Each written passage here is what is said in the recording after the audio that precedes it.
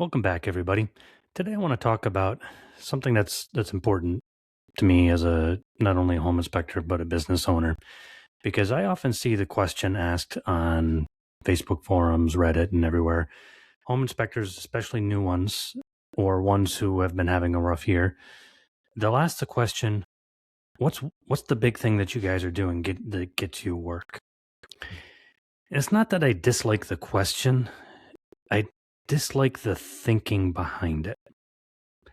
The thinking behind it is that our business as home inspectors is made up of a few big things.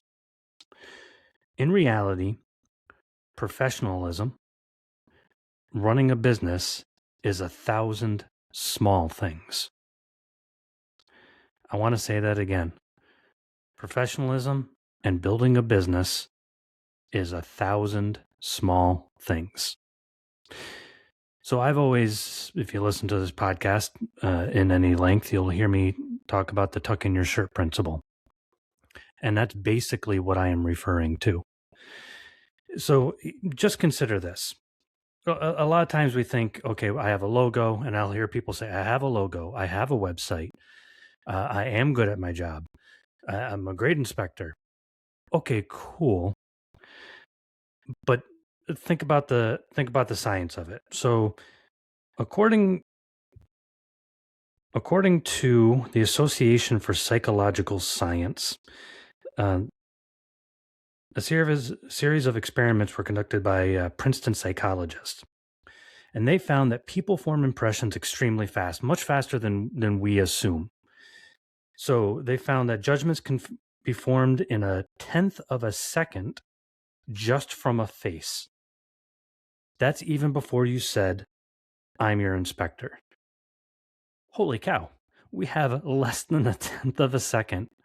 So let's completely blow that out of the water and times it by 10. We have 1 second at its best for people to make their overall impression of us. So when I say that business is made of 1,000 small things, I am not joking. We notice so much in that 1/10 of a second. We notice, do they look kempt or unkempt? Do they look trustworthy or not? Are their eyes looking at me, or are they kind of evasive? It's our subconscious picking up on things. So how can we make sure that we apply the tuck in your shirt principle and take care of those 1,000 small things instead of worrying about what's that one big thing, guys, that gets you work? Let's break it down a little bit. First of all, trust is built before your technical skill is even visible. Every home inspector that I've ever met hates to hear this. There's a new inspector, great guy, and he actually listened to me, and things are looking great for him, and I'm super happy. And but he was leading with, other home inspectors don't have the qualifications I do. I have this background and that background, and I have this knowledge and that certification. Cool, and that matters on a website. We've talked about that. That matters on your business card. But people have made a judgment about you before they ever get to that. Whether it's in person, on your website, your business card, whatever it happens to be, they've already made their judgment about you according to the science of things. So before we get to our qualifications, we need to make sure that we give a good impression. If we're new, this part's hard, but reviews are the obvious one. But a lot of times I see guys will have like 300-400 reviews and they don't respond to them.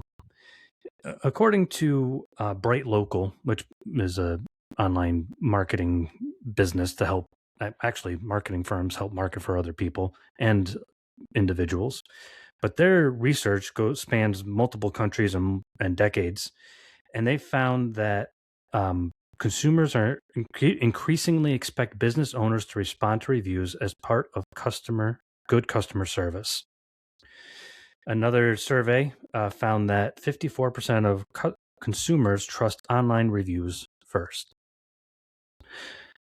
So get reviews, but when we have them, respond to them and be professional. especially to the bad reviews. I have gotten more work from responding well to a bad review than to any of our good reviews. So be professional with that. And then third, attire and polish changes how people judge ethics and credibility. Did you know that um, good looking people statistically are more trusted? Crazy, right? A person's looks has nothing to do with their credibility or their ethics. But science shows that first impression, they're more trusted. So listen, I'm not saying going out there and getting good looking. Well, let's be honest about ourselves here. I know I am. Um, but do the best you can with what you got. Do we have a beard? Cool, trim it up. Um, do we have a couple extra pounds on us? Okay, who doesn't after a certain age? Well, I mean, some people don't. But, wear some flattering clothes, wear darker colors, things like that. But let's get into what I call the professionalism stack. So, first of all, appearance. So here's literally the tuck in the shirt principle where it comes from.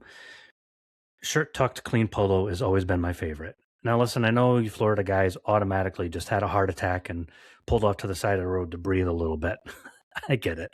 Not everybody's going to literally tuck in their shirt, but I'll tell you, it does help.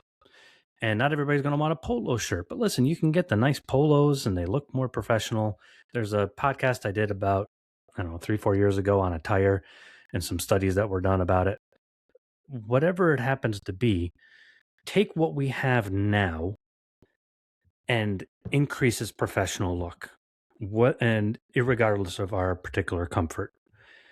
Do we like to wear a particular set of jeans that maybe are a little bit baggier and not as nice looking, but they're comfortable? Try for a week. Sacrifice that and wear some nicer looking work pants or something like that. Check our boots. Are the treads all worn down? Are they dirty? Do we spill oil on them in the garage but wear them anyways because they're comfortable? We're going to review these real quick, but there's some specific points that I want to get into. The second layer, communication. Answer our phones with structure.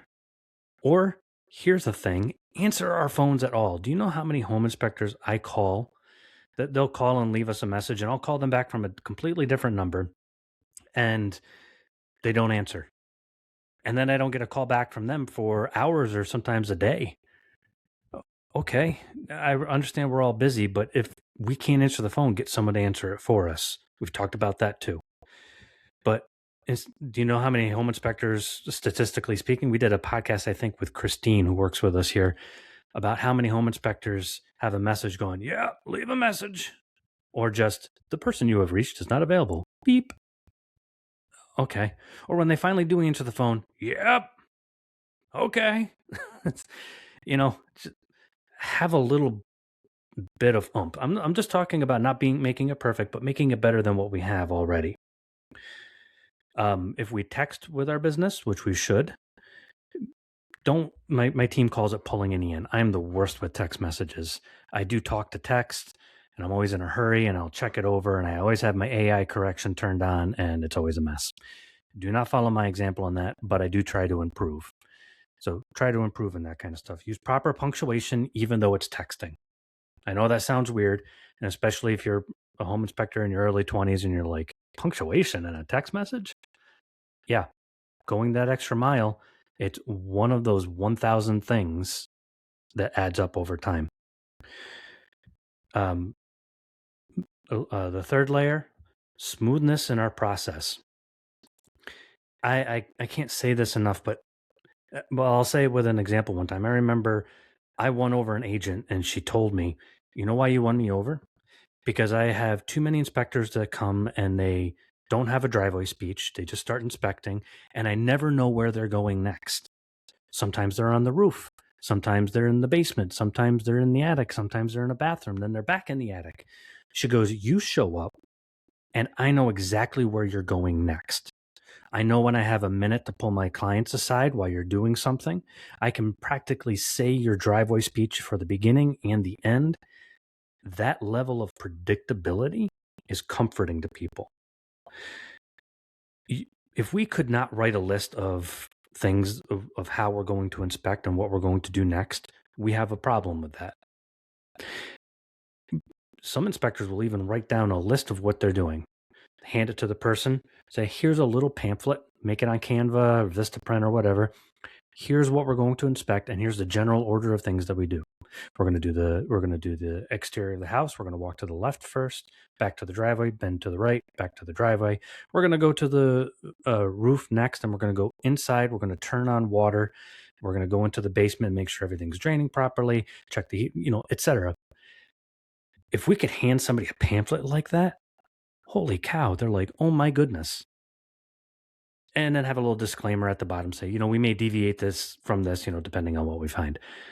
You're going to have some pretty stinking happy clients and agents. Everyone's going to love you for that. And guess who, when their friend needs another inspection, is going to hand that pamphlet to them and say, hey, make sure your home inspector does this, or just hire that guy. So those are the fourth one, I'm sorry. The fourth one is follow through. How many of us end our professionalism at the end of the inspection? Let's be frank, a lot of us do. So follow through. Text them later that day, either manually or through our system like Inspector Toolbelt if you use it, and just say, hey, thank you for hiring us. Just to let you know, our reports are usually out this evening, or if we sent it already, I hope you enjoyed your same day online report. Let us know if you have any questions. That level of professionalism, those small micro interactions hit harder than anybody could ever give an answer to the question, what's the big thing that you guys are doing to get work? It's 1,000 little things. So you want to know some little things that we can do that I have personally noticed that we as an industry are sometimes lacking in? Here's a list that I wrote down. First of all, no offense to anybody, but our breath. That's right. I went there. Our breath is not always the best. Let's be honest. We're typically dehydrated. We're mouth breathing in a crawl space. We have a dirty job. So our breath matters. So I always keep in my truck, always have for years, a toothbrush, toothpaste, and mouthwash. I'd only use the toothbrush and toothpaste if, I had a really rough day. But typically right before my inspection, I'm getting the mouthwash. And for some reason, the ones that have fluoride in it make your breath not smell good after a time. I asked my dentist about it. She explained it. I don't know. But try to get the ones that are specifically meant for fresh breath. At least start off the inspection smelling like a rose. Also, what we eat in between inspections. So our morning inspection, we show up and we had onions on our whatever cream cheese bagel and jalapenos on it. Fantastic. That tastes fantastic, but it makes our breath smell like death. Micro interactions, 1,000 small things. I mentioned it already, but our clothes. Nobody likes to admit that they don't look professional. And I've had people literally call me when I say this on the podcast and say, Ian, I agree with everything that you say, but in my area, nobody tucks in their shirt. I'm like, cool, be the first guy, or at least have a logo on your shirt. I had a guy send me a picture of himself to put on the website, and he literally had sauce on his shirt from lunch. And I sent it back, and he changed his shirt, and it had bleach marks on it. And I eventually had to ask the guy, I'm like, do you not have a good shirt to wear? Buy some good shirts. Keep them clean. Keep our pants clean. Don't let the bottom edges of our pants get all frayed and then wear those on inspections. Make sure that they fit properly. If we're a bit heavy, make sure that we wear a belt. And I've talked about that guy a few years ago that inspected my neighbor's house. And what's interesting is, hopefully I'll never know who this is if you're listening, but I just found out some agents have been really complaining about him. And you know why? Because of his lack of professionalism. Those small micro interactions add up. Did he do a fantastic inspection? Doesn't matter, because now the first impression that people get of him within that 1/10 of a second is not good. And especially if everybody's not talking well about him. Third, bring a change of clothes. Do you know how many times I have changed in a McDonald's bathroom? More times than I can count. And not just McDonald's, it's just wherever.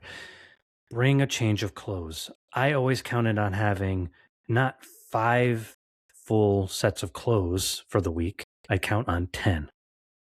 Because 5 days a week, sometimes, yeah, you have a clean inspection. All right, cool. No crawl space. Basement was clean, new construction, whatever. But half the time I'm like, I'm covered. I I gotta change. I bring 3 or 4 hats with me. And yes, you should be a walking billboard. And no, don't message me saying, Ian, I don't want to be a walking billboard. If you're going to be a business owner, wear a hat with a logo on it. Wear a shirt with a logo on it. Have your business card on in your tool belt with your tools, so that if anybody shows up, boom, business card. Those little micro interactions. I want an agent, by the way, side point, by being able to produce a business card faster than the other real estate agent on the agent on site. So the buyer's agent went to reach in his pocket and couldn't find one. And before his hand even hit his pocket, I was handing the seller's agent my card. She goes, I like you. And guess who started referring me? Micro interactions. Our website and social media, that shows up to the inspection way before we do. And the problem is the leads that we lose from a junky website and from terrible social media, or worse, no social media, is, I don't know if that's worse, probably just as bad. But either way, the leads that we lose from that, we'll just never know. We'll just sit there and wonder, boy, the phone seems quiet. Or I only had 2 inspections this week instead of 5. The problem is we don't know that we're losing those leads. Our website, compare it to everybody in the area. And listen, we all like to look for confirmation bias. If you don't know what confirmation bias is, it's just we believe something, so we look for something else to confirm what we already believe, because that's our brain's easiest way of conserving the neuron connections that are already there. Don't look for confirmation bias by going to everybody else's website and saying it looks just as good as mine. Find the best websites in your area, or get your marriage mate or kids, or if they're older, or somebody else besides a home inspector, and say, find the best home inspection websites in the area. Okay, cool. How does ours compare? Do we need a new website? Put a picture of ourselves on the website. And if we're like, well, I can't, or this and that, ask yourself why. Why can't, up to a 50% higher conversion rate for a website that has just a face on it, let alone our face? Do we look like a serial killer, or do we look like we should be on my 600-pound life and we're not going to fit in the attic? If not, then we should have a picture of ourselves on our website. But again, think back to that guy. Do you know how many pictures I've gotten from our clients to put on a website, and for either Full View, Home Inspector Marketing, or Inspector Toolbelt, and they send us the worst photo? I'm like, you're not a bad looking guy or lady, but this is a weird wedding photo after you've been dancing all night and has nothing to do with a home inspection. Or this is you at the beach with your family with your hair blowing in the wind. Or you do look like a serial killer in this one because it's too close up. Get a professional photo. Get some honest opinions. And same thing with social media. You have political views, or you have ideas about the economy, whatever. Keep that to your private page, private social media that no one else can access except people that you know. You want to be bread and butter home inspector on your social media that people can find. You do not want to be divisive, because if somebody has a different view of the world than you do, you can still inspect their home and they can still pay you. Don't alienate clients. Bluetooth. I don't know why we walk around the house inspecting with a Bluetooth. That immediately gives people the wrong impression of you. You say, well, I just keep it in there just in case. First of all, I don't know. It gives the impression that you're not paying attention, and also looks weird. And uh, it's just not the right thing to do. Let me just put it that way. I'm not going to get into all the reasons why, but we should not have earphones in, you know, on the phone talking, giving our client the impression that we're not giving them their full attention. And a lot of this is just my opinion, and a lot of it I have heard from others. So there's one home inspector that I know, and 1,000 agents that I know him, and they all make fun of him for having his earpiece in while he inspects. They're like, and he'll answer a phone call. Be like, hang on, put his finger up, hang on. And then he'll answer the phone call while he's working with his client. To me, that's just not good business. And it doesn't give a good impression. If we don't get a phone call all morning and we're on the inspection with our earpiece in, we still gave the impression that we're not giving them our full attention. 1,000 small things make professionalism. Shoes. Wear booties. Bring an extra pair of shoes, whatever that involves. Understanding other cultures. What other cultures do we have in the area? Are there a lot of people from a particular country, particular set of beliefs, whatever it happens to be? Bend to their culture. There's an old saying, be all things to all people. If they are, of a culture where taking off your shoes is important.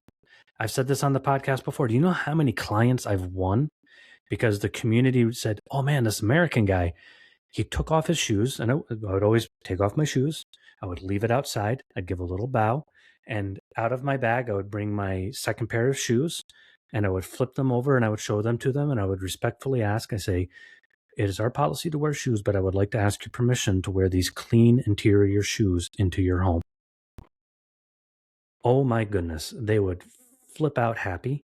And then their whole community I would end up inspecting for. There was a group of people from Asia that, I mean, once in a while, from 15 years ago, that'll still call for inspections. Learn the cultures around, those small little interactions, or even learn a greeting. Oh man, that's my favorite. So, I mean, I speak Russian, so not very well anymore. And I used to speak Spanish, but I've forgotten most of that. So I would pick up a lot of clients that way, but I'd pick up a lot of clients from other cultures too, because I'd just be like, I'd learn to say hello, thank you, and my name is. And just a little bit of effort for sellers, buyers, agents. Man, if I were in a foreign country and somebody learned a bit of English just to make me feel more comfortable, heck yeah, I'd be referring them. Our voicemail. I already mentioned this. I want to mention it again. Number 1, professional voicemail. Number 2, professional voicemail. Number 3, guess what it is? Professional voicemail. Please, for the love of all that is good, if you can't answer your phone, have something like, hey, your call is very important, or, welcome to ABC Home Inspections. Your call is very important to us. We're either in, on, or underneath a house right now, so please leave a message, and I promise you I'll get back to you as soon as possible. Something professional instead of just a standard beep. Is it our personal line? Cool. Our friends and family should know that we're a home inspector and that they're going to get a professional voicemail. How we communicate. Look people in the eyes. Most cultures, we're going to look people in the eyes. Do not be dodgy. As soon as somebody pulls up to the inspection, as soon as anybody walks in, unless there's like this weird, crazy crowd of people, stop what we're doing, make a note of where we were, what we were doing, and go and introduce yourself. Shake their hand, bow to them, depending on your culture, whatever it happens to be. Stop what we're doing, acknowledge everybody in the room.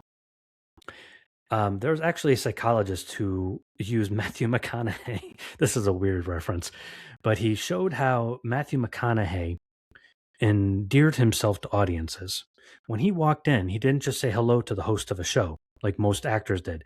He'd walk in, say hello to the show, and weirdly enough, he'd go and shake the hand of the cameraman and he'd wave to the audience, and there'd be a little kid and he'd wave hi, and he'd be like, hey, I'm Matthew, and everybody loved him. He had one of the highest ratings for a long time of likable actors.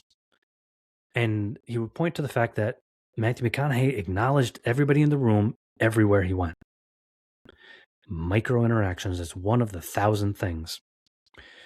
Our vehicle. Take 10 minutes tonight and go and clean our vehicle. And we might say, well, who's looking in there? You know what? When people pull up and they walk past your vehicle and they look in and they see, the old, food cartons on the floor or tools strewn around, yeah, that's going to hurt or that 1/10 of a second impression. So go clean our vehicle, make it a practice. I used to go through and clean my vehicle midday, and I would always clean it midday because sometimes at the end of the day, if I was going to skip anything, I was going to skip that one because I was either beat or had an extra long report, whatever it happened to be. But most of the day, I would tidy up halfway through the day, run it through the car wash. And I remember Nick Grimico saying he'd wash his car every day. I don't do that, but at least a couple, 2, 3 times a week. Make sure we do that so that when people walk by, they're like, oh, somebody's tidy. This last thing I really want to emphasize, how we respond to things. How we respond to things is usually based on our own emotion and not the reality of a situation. We have to realize that about ourselves as human beings. It's kind of like when somebody sends us a text message, we're usually going to infer our own emotions on that text message. Somebody sends us a pretty benign text message. Hey, can you explain page 23 of your report? And if we're stressed and we're anxious, we read that as an assault on us. Like, it's in there. I mentioned this. You shouldn't be questioning me. That's not a great way to react. When people call, even if they're in a bad mood, if we react calmly and try to figure out where they're coming from. We had an issue recently with a lady, and turned out she was just grasping at straws. We did a great job, and turned out she wasn't angry. But our inspector that took the call was he's the best at this, but he's like, okay, explain the situation. I feel really bad that you're going through that. What other advice have you gotten? Did you look through our report? Let me look through the report and get back to you. How we react to things is one of the biggest small things that we can do. When too many people show up on site, how do we respond? When the seller stays and is in our face, how do we respond? Is it calm? Is it kind? Do we need to gray rock a few people sometimes? Use these things judiciously, because how we respond is, no matter if they had a good impression of us or not, if we respond poorly, that's going to kill the whole thing.